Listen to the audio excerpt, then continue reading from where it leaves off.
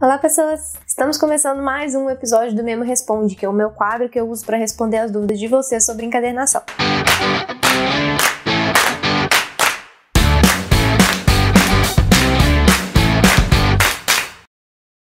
Não esqueçam de mandar as dúvidas de vocês nos comentários dos vídeos que vocês estiverem assistindo, ou pelo Instagram ou pelo Facebook, que eu sempre dou uma condensada aí nos comentários, nas dúvidas, e trago aqui para responder nesses episódios que eu lanço de tempos em tempos. Não esqueçam de deixar a curtida aqui embaixo, de se inscreverem no canal e clicarem no sininho. E me sigam também nas redes sociais, Instagram, Facebook e canal do Telegram. Vamos começar então pelos feedbacks. Os feedbacks são as respostas de vocês aos meus conteúdos. Quando vocês têm alguma coisa a acrescentar, alguma coisa que vocês acham que é importante colocar, né? Ou que eu falei errado, ou que você teve uma experiência diferente, ou que você simplesmente tem alguma coisa para acrescentar mesmo. Então, o primeiro feedback é sobre direitos autorais. Eu não lembro exatamente em qual vídeo que eu falei sobre isso. Eu acho que deve ter sido no último Memo Responde. E aí me mandaram o seguinte: isso é super importante, tem muita gente que não se preocupa. Conheci uma pessoa que se apropriou de uma frase de nada mais nada menos que John Lennon, e a pessoa colocou o nome dela como se fosse a autora. Ela achou que não ia dar em nada, avisamos, claro, na nossa cabeça rolando a música, vai dar merda, vai dar merda, vai dar merda. Ela espalhou as placas em um festival. Antes de abrir, já tinha um advogado que cuidava dos direitos autorais lá no evento.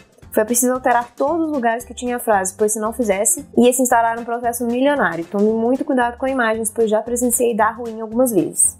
Isso realmente é muito importante, vocês se atentarem aos direitos autorais. Eu vou deixar linkado aqui em cima o vídeo que eu falei sobre isso, só para vocês se inteirarem do que está acontecendo, caso vocês estejam caindo de paraquedas aqui. Mas é muito importante realmente vocês não saírem pegando imagens que vocês não sabem os direitos autorais, se elas são liberadas para uso que não seja pessoal, né, o uso comercial, que é para você vender e para usar. Até muitas vezes não é liberado nem para uso pessoal, você tem que pedir permissão para o autor muitas vezes, e muitas vezes você tem que pagar taxas de uso ou taxa de compra, e isso é muito sério realmente, porque pode dar merda, a gente sempre acha que não vai dar, né, ninguém nunca vai ver isso e tudo mais, mas corre esse risco, é perigoso sim. Eu também já vi um caso de uma pessoa que aconteceu isso, que ele usou uma imagem que ele achou em...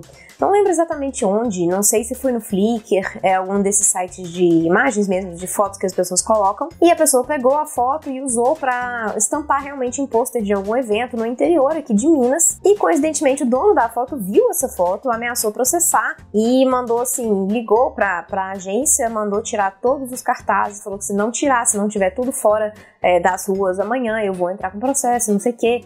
Então, é sempre muito perigoso, porque a gente acha que não vai dar nada, mas pode dar muita merda. Então, sigam as dicas que eu já falei no outro vídeo que eu deixei linkado aqui em cima, de como você pode ver se a imagem é liberada para uso ou não, e se ela não for liberada, entre em contato com o dono da imagem para ver se você pode usar, não saia usando sem permissão. Esse aqui é um feedback do feedback, porque essa pessoa já tinha respondido no último episódio do Memo Responde também, sobre impressão sem margem. Eu até coloquei aí o feedback também do último episódio para vocês verem que existe sim impressão sem margem, porque eu tinha falado que não tem impressora que consegue imprimir sem margem, que todas as impressoras precisam de uma certa margem para puxar a folha e onde a tinta consegue, o cartucho de tinta consegue chegar e tudo mais. E aí essa pessoa me respondeu falando que na verdade existem algumas impressoras que conseguem sim, mas que elas sujam todas por dentro, porque você, quando ela tira essa margem, ela joga tinta para fora. Então ele mandou agora o feedback do feedback. E aí o que ele falou foi o seguinte: uma honra poder colaborar. A impressão em si fica ótima. Geralmente o próprio driver expande a área da arte comendo as bordas ou gerando uma sangria automática. Mas todas que imprimem sem bordas sujam a impressora por dentro.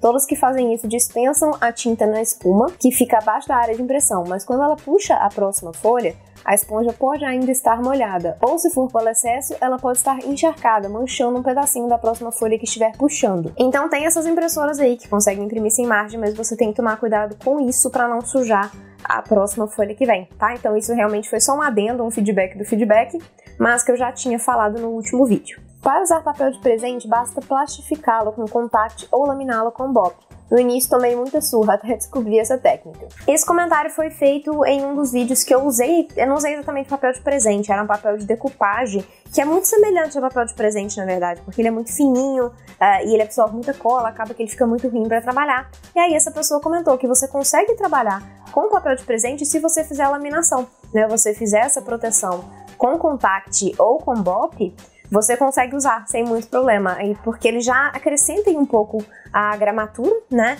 E a própria laminação ajuda um pouco a proteger. Aí eu não sei exatamente se seria a laminação somente na frente, tá, para proteger, ou frente e verso, como se você estivesse realmente encapando o papel, né, deixando ele mais grossinho e mais protegido contra a cola aí que você vai usar. Mas você pode testar, se por um acaso você quiser fazer esse teste com papel de presente, tenta laminar aí com contact, que seja, se você tiver, né, porque nem todo mundo tem aí a laminadora para fazer a laminação com BOP. Então tenta fazer isso aí com contact ou com vinil, caso você queira usar o papel de presente. Eu provavelmente ainda vou fazer esse teste no futuro, porque é uma coisa que de vez em quando eu gosto de usar para fazer vídeos temáticos, né, vídeo de Natal e etc, que às vezes a gente usa papéis diferentes, né, desse presente e tudo mais, que a gente quer aproveitar para encapar alguma coisa. Então qualquer dia eu faço o teste também e vejo se eu trago para vocês. Para tirar as marcas do pincel, basta passar um rolinho de espuma.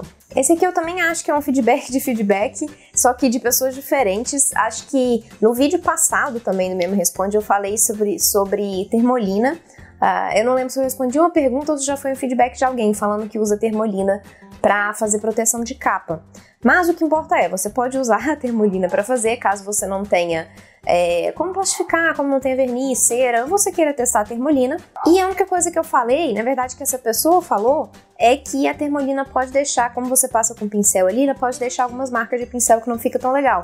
Então essa outra pessoa deu outro feedback falando que você pode usar rolinho para poder dar uma esparramada melhor ali, né? Ele dá uma sugada ali no excesso e fica mais lisinho, mais uniforme. Então fica a dica aí caso você queira usar a termolina para proteger suas capas de papel. Sobre a régua de metal, tem duas, a de alumínio, mais barata e fácil de encontrar, e uma outra de metal, que a numeração começa bem no comecinho, mais cara e não encontra tão fácil. Já tive as duas e sempre sujou, mas quando usava a de alumínio. Isso aqui já é um feedback do meu último vídeo de ferramentas que eu coloquei aqui, de ferramentas essenciais para começar na encadernação, que eu falei sobre as réguas de metal, que elas são melhores de metal e de acrílico, são as duas melhores para trabalhar, só que a régua de metal tem um problema de ter atrito com o estilete que façam que ela libere pozinho do metal, né, assim, um resquíciozinho do metal que acaba sujando a lateral da folha na hora que você tá refilando, por isso que muitas vezes os bloquinhos ficam com aquela manchinha prateada do lado. E aí essa pessoa me deu esse feedback então, que ela tem essas duas réguas, ela tem a de alumínio e a régua de aço, que é a que eu normalmente indico, eu não gosto de indicar de alumínio, tá? A de aço ela é sempre melhor, ela é mais cara sim, mas ela é melhor, tá? E ela inclusive fala aí que na de alumínio dá muito mais do que de aço, porque a de aço ela é mais resistente, então acho que ela desgasta menos com esse atrito do estilete com a régua, então acaba que libera menos o metal do que a de alumínio, certo? Então não compre a de alumínio, se você quiser pode comprar a de aço, é a que eu uso aqui, normalmente não tem tanto problema, e se você preferir, para não ter problema em hora nenhuma, é melhor comprar de acrílico, mas eu já falei isso no vídeo de ferramentas, que eu também vou deixar aqui em cima e aqui embaixo na descrição. Não é recomendável usar papelão pré-cortado no tamanho A4 para fazer capa de tamanho A5 por causa da orientação das fibras. Esse foi um feedback no meu vídeo sobre papelão, que eu falei do tipo de papelão que eu uso, que normalmente hoje em dia eu já tenho comprado ele cortado em tamanho A4, porque eu acho mais fácil de trabalhar, me economiza muito tempo e tudo mais. E aí essa pessoa falou que não é recomendável você comprar em A4 para fazer uma capa A5 por conta do sentido da fibra. Eu também já expliquei aqui sobre o sentido da fibra, eu vou deixar o vídeo aqui em cima e aqui embaixo. Mas basicamente é o seguinte, o sentido da fibra é o sentido em que as fibras do papel foram organizadas na construção do papel, né, na fabricação. Então quando você tem um papel com o corte e a dobra feito no sentido da fibra, você consegue trabalhar melhor, você dobra com mais facilidade e tem menos risco da capa abaular. Ou seja, a capa não vai fazer aquele movimento curvo assim, que ela ainda pode fazer dependendo da umidade, tá, de onde você estiver e tudo mais, mas ela faz menos, ela tem uma tendência menor de fazer essa dobra aí por conta do sentido da fibra do papelão. Assim como acontece no sentido da fibra do papel em si que a gente usa de miolo, tá? Igual eu já falei nesse vídeo que eu deixei linkado aqui. Mas o que eu acho? Eu acho que não faz tanta diferença assim. Eu, pelo menos, consigo remediar isso aí. Mesmo quando eu compro o A4 para fazer o A5, eu deixo o caderno embaixo de peso, né? Não deixo a cola molhar muito o papelão, não uso muita cola, né? Para que o papelão não absorva tanto e aí também não tenha essa umidade que ajude a envergar. Então, normalmente tem alguns truques aí, esse que eu tô falando, que te ajudam a diminuir essa possibilidade aí do papelão envergar. Pode acontecer, sim, pode acontecer. Você consegue evitar fazendo isso, comprando um papelão maior, que aí você consegue cortar no sentido da fibra. Mas assim como os papéis de miolo que você corta no sentido da fibra, você tem problemas de achar qual que é o sentido da fibra, você pode ter essa dificuldade.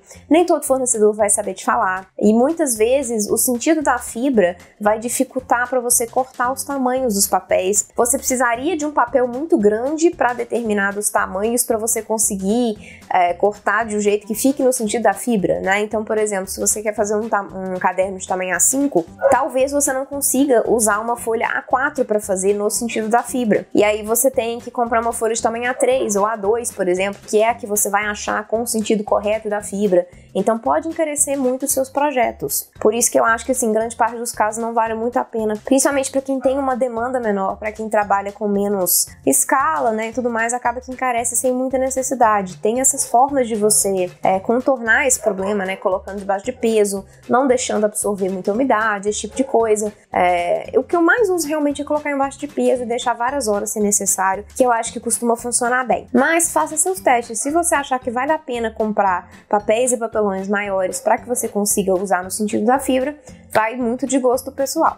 Agora que a gente acabou os feedbacks, vamos passar realmente para as dúvidas. É possível abrir o caderno a 180 graus ou ele fica com lombada quando aberto ao meio? Essa pergunta foi feita num vídeo de encadernação japonesa. E a encadernação japonesa não te permite abrir 180 graus, ela não tem essa possibilidade. Ela fica limitada pela costura, porque a costura ela é feita naquela lombadinha lateral ali da encadernação, que prende aquela parte das folhas. Então você não consegue abrir 180 graus. Ela não vai te permitir, ela vai ficar presa ali nessa abertura. Então não é uma boa encadernação se você precisa abrir seu caderno 180 graus. Aí para abrir 180, o ideal é você trabalhar com alguma costura externa exposta, que nem a Copta, French Link, etc. Ou você pode trabalhar com costura e cola, que é a encadernação estilo Moleskine, né, caderneta, que ela também abre 180 graus sem problemas. Queria fazer um caderno de lombada mais grossinho, mas tenho medo de quando for abrir o caderno para usar, escrever, ele ficar com abertura difícil, sabe?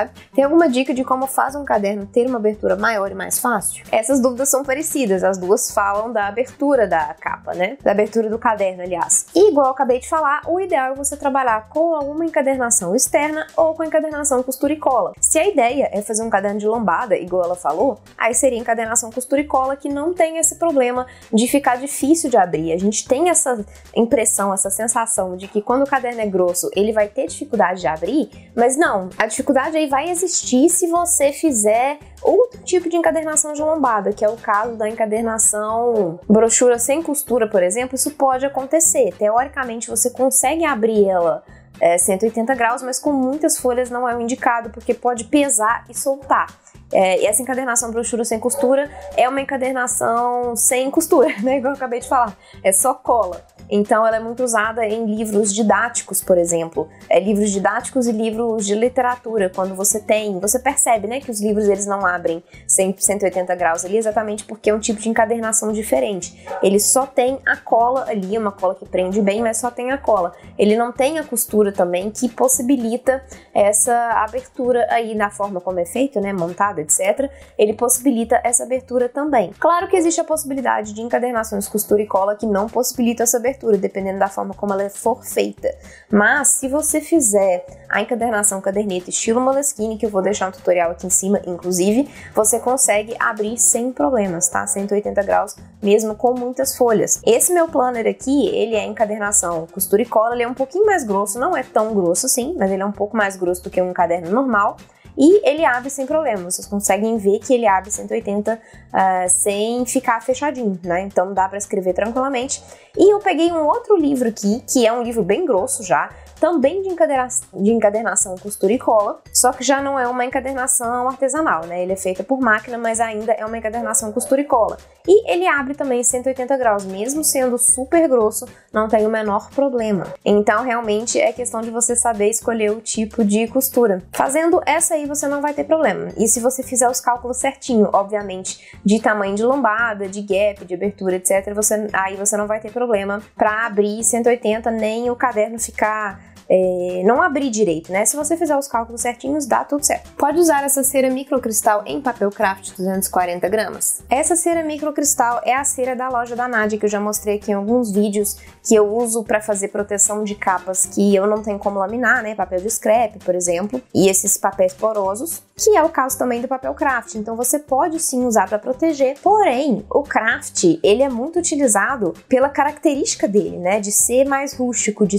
ter essa cara mais de artesanal e tudo mais. Então essa porosidade dele faz parte dessa característica que muitas pessoas escolhem usar por conta disso. Então você perderia um pouco disso colocando essa camada de cera, essa camada protetora, certo? Você pode sim, aí você aumenta a proteção do seu papel, porém você perde essa característica do papel craft que as pessoas costumam gostar de usar, né? Então você tem que pesar aí o que você prefere, se você quer fazer com a proteção ou se você quer manter a cara do craft mesmo, tá? Qual o seu cortador de canto arredondado que corta roller? Você disse no vídeo, mas não achei com esse nome na internet. A ferramenta que eu uso para fazer os meus cantos arredondados é a Crop-A-Dile Corner Chamfer da We Are Memory Keepers. Tomem cuidado se vocês forem procurar, porque existe mais de uma Crop-A-Dile. Existe a Crop-A-Dile de ilhós também, que são duas diferentes, a Crop-A-Dile normal e a Crop-A-Dile Big Bite, são as duas de ilhós. E essa que eu tô falando é a Crop-A-Dile Corner Chamfer. Então tomem cuidado com isso quando vocês forem olhar, se vocês forem olhar, se acharem que vale a pena comprar. Mas eu gosto bastante dessa ferramenta para cortar os cantos arredondados do papelão, tá? Acho que do papelão ela funciona muito bem. Porém, eu vejo alguns problemas quando ela vai cortar as folhas do miolo. Eu acho que ela dá uma pequena mascadinha. Eu ainda não consegui de jeito nenhum pegar um jeito que ela não masque. Então ela acaba mascando um pouquinho. Aí eu tenho que dar uma lixada de vez em quando. E quando eu tô usando papel colorido, aí é um pouco mais chato de lixar, porque pode acabar estragando um pouco. Então é uma boa ferramenta para cortar roller, papelão, mas para miolo nem sempre ela é a melhor ferramenta. Aí talvez você possa procurar outras ferramentas, essas mais baratinhas, de mão mesmo, aquelas que são tipo um cortador mesmo de mão, né? Que você aperta um botãozinho assim, elas funcionam bem. Eu nunca testei, mas já me falaram que funciona bem para miolo, para as folhas de miolo. Então pode ser que faça mais sentido, entendeu? Você às vezes não compra a Crop-A-Dile, você usa somente alguma coisa redonda, uma moeda, por exemplo, para fazer os cantinhos arredondados da capa, e no miolo você pode usar essas mais baratinhas, essas ferramentas mais baratas, que como eu disse, eu não testei, mas já me falaram que funciona. Queria saber se você tem ou se rola fazer um caderno com encadernação manual, porém com folha solta, sem dobrar ao meio para costurar, sabe? Queria muito para reaproveitar umas A5 que comprei errado e revender. Eu já tenho aqui um vídeo ensinando a fazer encadernação brochura sem costura, que é essa que eu falei mais para trás, que é só com cola. Eu até vou refazer em breve esse vídeo, que eu tô precisando fazer algumas alterações, já é um vídeo um pouco mais antigo e eu quero fazer umas pequenas mudanças aí, mas vocês já podem dar uma olhada nesse vídeo se vocês quiserem, vou deixar aqui em cima e aqui embaixo também, que é uma boa opção para quem tem esse problema, tá? Com esse problema de comprou folha errada e aí tem aquele tamanho e não quer dobrar a folha ao meio para fazer uma encadernação costurada, por exemplo, aí você pode usar esse tipo de encadernação. Será que esse que você indicou, Fura Capa Paraná? Aí ela tá falando das ferramentas furadoras, que eu fiz um vídeo também mostrando, e o que eu indiquei é a Japanese Screw Punch, que é um furador rotativo japonês, que ele fura sim Paraná, ele fura papelão, ele atravessa sem problemas. Você tem que botar um pouquinho mais de força e tem que atravessar mais vezes para conseguir, pressionar mais vezes para conseguir atravessar, mas ele corta papelão sem problemas. Eu uso ele muito para fazer os furos na capa, quando eu quero colocar ilhós, eu acho que fica bem legal. Existem outros furadores, mas você pode ter problema de abertura de alicates, né? Quando você compra esses furadores de alicate, você tem um local limite que você consegue entrar ali com a sua folha na abertura do alicate para poder furar. Então, se você quiser um furo no meio da folha, da capa, por qualquer motivo, você vai ter esse problema, você não vai conseguir, porque o seu alicate não vai chegar lá. Com essa ferramenta, a Japanese Screw Punch, como ela é vertical, você coloca em qualquer ponto da capa que você quiser. Então ajuda bastante em vários tipos de projeto. Posso fazer as páginas do caderno de papel craft? Essa pergunta foi feita no vídeo de encadernação sem costura, que eu já falei aqui algumas vezes.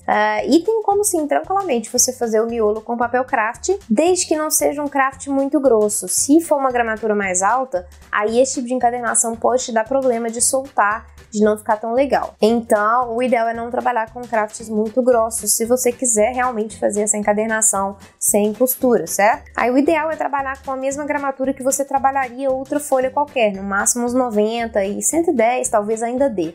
Mas eu recomendo aí até uns 90 gramas para ficar bom, né, para não correr o risco de realmente forçar muito ali a cola e as folhas soltarem, mas dá para você usar tranquilo. Você já usou linha de pipa para esse tipo de encadernação? O que você acha dessa linha? Esse tipo de encadernação, no caso, é a encadernação Carol Stitch, que é a encadernação costura e cola, estilo Moleskine para fazer caderneta.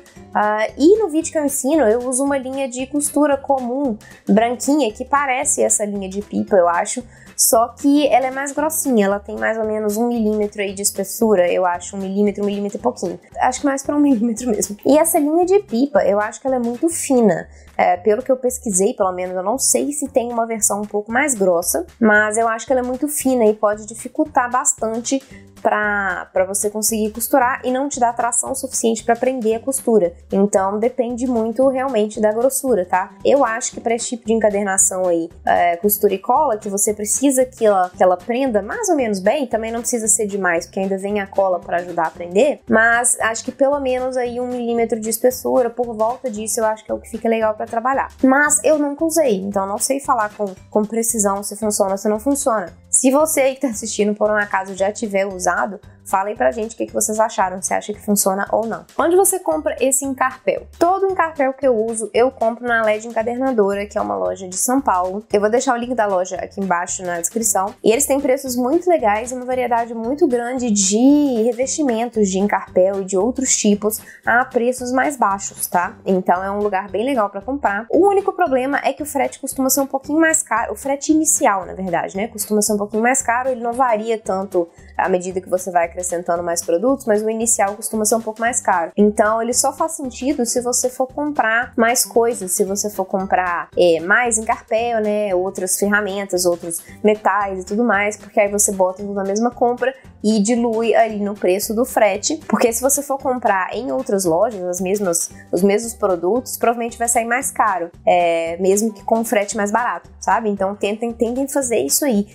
Se forem comprar lá, comprem mais coisas para aproveitar o frete. Agora, se você for de São Paulo, talvez o frete não fique caro, né? Pode ser que fique tranquilo. E caro que eu tô falando, na verdade, normalmente dá menos de R$25, tá? Mas assim, para você comprar um encarpel, não vale a pena. Então, só para vocês terem uma ideia aí na hora que vocês forem comprar. Qual o material para fazer as capas? Comprei um papel Colorplus 180 gramas A4, mas acho que ele é muito grosso para isso. Não, ele não é muito grosso para isso. Eu sempre uso para as minhas capas o crochê 170 gramas, então a diferença aí é bem pouquinha, 180 dá para você usar para capa tranquilo. Eu já usei, inclusive, aqui. O único problema que eu vejo é ser o Colorplus, porque ele é um papel poroso. E os papéis porosos, eles não são muito bons para fazer a capa porque eles desgastam com mais facilidade. E mesmo os papéis que não são porosos, eu sempre recomendo fazer laminação ou outro tipo de proteção. Então, se você quiser usar o Colorplus para fazer capa, não esqueça de fazer proteção. Seja com laminação a quente, com laminação a frio, né, contact ou vinil, ou com verniz, ou com cera microcristal. Algum tipo de proteção para que o seu caderno não desgaste fácil, porque o Colorplus vai desgastar bem mais fácil do que outros tipos de papel de capa, que é o caso do crochê que eu uso aqui. E o plástico cristal? Eu fiz um post no Instagram na semana passada, ou retrasada, não lembro mais, falando sobre tipos diferentes de laminação, coisas que você pode fazer para proteger suas capas. E aí uma pessoa comentou perguntando sobre o plástico cristal, porque eu falei de plástico PP e BOP, eu acho, não lembro direitinho, mas eu acho que eu falei isso, que são os plásticos que você usa para laminação, e ela perguntou sobre esse plástico cristal. Pela pesquisa que eu fiz, o plástico cristal é um plástico, na verdade, de plastificação, não é laminação, são processos diferentes. A plastificação é um processo que você usa para documento, por exemplo, para cardápio, que é aquele plástico duro. Ele não tem maleabilidade, ele vai esquentar também é um processo por calor, porém ele fica duro, ele não tem essa flexibilidade que tem a laminação, que é o que te permite fazer a capa, né? Proteger, porém ainda te permite fazer a capa. A plastificação não te permite fazer, então não usem plastificação, que pelo que eu pesquisei é o caso desse plástico cristal. Ele é feito para plastificação, porque ele é um pouquinho mais grosso, ele é um processo diferente, tá? Então, até onde eu sei, não dá pra usar plástico cristal pra fazer laminação. Você sabe quantas folhas de 90 gramas ela consegue cortar? No caso, ela tava me perguntando aí sobre a minha guilhotina, né? Que eu já mostrei num vídeo aqui, quantas folhas ela conseguiria cortar de 90 gramas. Ela corta, em média, 20 folhas de 75 gramas. Então, de 90 gramas, provavelmente seria um pouquinho menos que isso, talvez umas 17, 15. Teria que testar, na verdade, para te falar, tá? Eu não sei com certeza não. Mas eu acho que deve ser por volta disso aí, umas 15 folhas ao mesmo tempo, imagino eu. Quantas folhas essa ferramenta corta? Aí uma outra dúvida sobre quantas folhas corta, porém não da guilhotina, e sim da Crop-A-Dial, que eu já falei aqui, da Crop-A-Dial Corner Jumper. Ela corta papelão de 2 milímetros, então teoricamente ela cortaria até mais ou menos 20 folhas de 75 gramas, que é o mesmo tanto da guilhotina, na verdade. Mas eu nunca consegui cortar esse tanto com um bom acabamento. Eu sempre fico com medo aí de forçar um pouco a lâmina e tudo mais, então eu acabo cortando no máximo umas 10 folhas aí. Eu vou testando, na verdade, para ver o que me dá melhor acabamento, porque depende também do tipo da gramatura do papel, do tipo de papel, então testar, né? Não tem muito uma regra aí, mas ela corta papelão de 2 milímetros, então mais ou menos o equivalente a isso aí, que eu acho que é em torno de 20 folhas de 75, mas, igual eu já falei, eu nunca cortei com 20 de 75, eu sempre corto um pouco menos. Vi que você refilou o caderno antes da costura. Quando eu fiz isso e costurei, o bloco ficou em formato de V, vendo pela lateral, já que a costura agrupou todas as folhas. O que pode estar errado? A pressão que eu coloquei na costura, a forma que eu dobrei? Você tem uma ideia do que pode ser? Primeiro, quando você refila antes de costurar, isso vai acontecer naturalmente, você vai ter um pouco aí de diferença, as pontinhas vão ficar um pouco mais protuberantes aí, elas não vão ficar retinhas, obviamente, mas não é para ficar muito forte, não. Se ficar com um V muito proeminente, ficar aparecendo muito, é porque você fez a costura errado. Provavelmente você forçou demais a costura e fez com que o lado da costura, em vez de ficar reto, ele ficasse um pouco assim, ou pro outro lado, né? De forma que os bloquinhos não ficassem alinhados. Então tem que tomar esse cuidado. Você tem sempre que, na hora que tá costurando, ir colocando o seu dedo ali e forçando para ficar o mais retinho possível, para você não ter esse problema na outra ponta, certo? Eu fazia muito isso no princípio também, e ele ficava sempre meio côncavo, assim, eu não conseguia fazer ele ficar retinho. E é uma questão de prática, de você vir segurando com o dedo enquanto você vai costurando, para que na hora que você tensione as linhas ali na costura, você não vai puxando os bloquinhos e fazendo eles ficarem desnivelados. Então, realmente, pode ser isso aí, provavelmente, que você acabou colocando um pouco de mais de força ali na costura e fez com que ficasse desnivelado. Mas um pouco de desnível acontece sim quando você refila antes da costura. E igual eu já falei aqui em diversas ocasiões diferentes, eu nunca refilo depois de costurado, porque é muito difícil fazer isso na mão, é muito difícil ficar reto, você acaba deixando o negócio um pouco inclinado também, e você tem que, e fica umas pontinhas, você tem que lixar, e nem sempre dá um bom acabamento, não gosto de fazer isso, refilar esse tipo de coisa na mão. Então, se você quer refilar depois de costurado, o ideal é fazer isso com uma guilhotina semi-industrial, mas que é caro, para quem tá começando não vale a pena. Então só faça isso aí mesmo, refile bloquinho a bloquinho, costure e tome esse cuidado para ir forçando ali o alinhamento para que não fique muito torto no resultado final. Mas é questão de prática, vem com o tempo. Chegamos ao fim de mais um Memo Responde. Lembrem de sempre mandar as dúvidas de vocês nos vídeos, no Instagram e no Facebook. E para quem não sabe, eu abro uma caixinha de perguntas toda semana no Instagram para quem quiser fazer perguntas diretamente lá. Então vocês têm essa opção também. Se por um acaso, por algum motivo, vocês não acompanham os vídeos aqui, não dão conta de acompanhar, vocês podem fazer perguntas diretamente lá no Instagram também. Mas eu recomendo que vocês continuem acompanhando o conteúdo daqui também, porque é sempre mais completo do que eu consigo passar no Instagram. Mas é isso por hoje então, eu espero que vocês tenham gostado, espero vocês no próximo vídeo.